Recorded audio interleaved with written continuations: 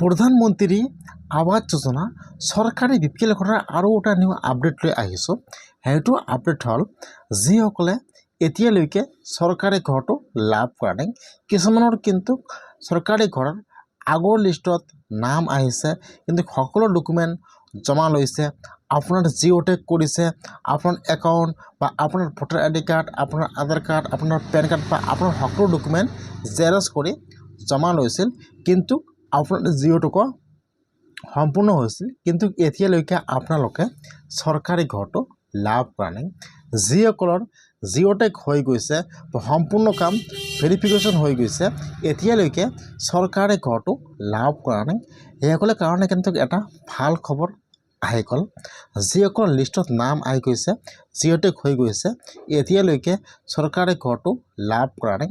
ইতিমধ্যে কিন্তু প্ৰতিটো পঞ্চায়তে এটা ৰিকুৱেষ্ট পঠাই দিয়া হৈছে, যিসকল মানুহৰ জিঅ' টেগ সম্পূৰ্ণ হৈ গৈছে, এতিয়ালৈকে চৰকাৰী ঘৰৰ পইচাটো ফাৰ্ষ্ট কিস্তি বা এতিয়া চৰকাৰী ঘৰটো লাভ কৰা নাই, সেইসকলৰ একাউণ্টত অতি সোনকালে চৰকাৰী ঘৰৰ পইচা সোমাই দিব লাগে।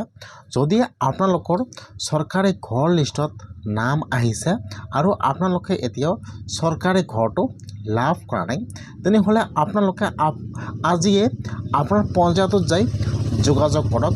তাত কিন্তু যিসকল মানুহৰ জিঅ' টেগ সম্পূৰ্ণ হৈ গৈছে, এতিয়া কিন্তু সেইসকলৰ লিষ্ট কৰি আছে, সেইসকলৰ একাউণ্টত কিন্তু অতি সোনকালে চৰকাৰী ঘৰৰ পইচা সোমাই যাব।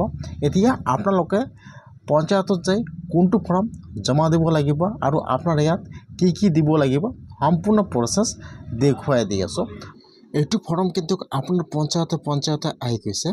যিসকলৰ জিঅ' টেগ সম্পূৰ্ণ হৈ গৈছে, এতিয়ালৈকে চৰকাৰী ঘৰটো লাভ কৰা নাই, এতিয়া কিন্তু এইটো ফৰ্মত আপোনাৰ ইয়াত নাম লিখি এতিয়া পঠাই দিব, নহ'লে কিন্তু আপোনাৰ একাউণ্টত ঘৰৰ পইচা সোমাই যাব।